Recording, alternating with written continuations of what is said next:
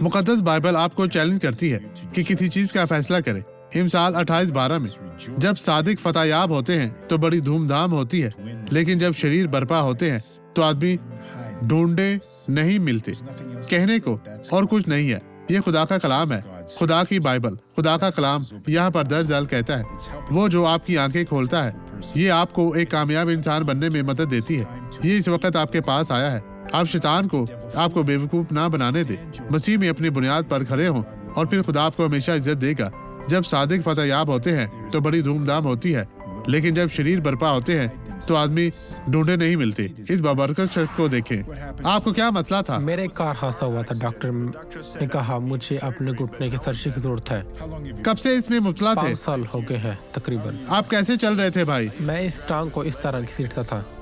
आम तौर पर चले हैं भाई। क्या ये शानदार चीज है अजीजों? ये हमारा खुदा है जो हैरत अंगेज है।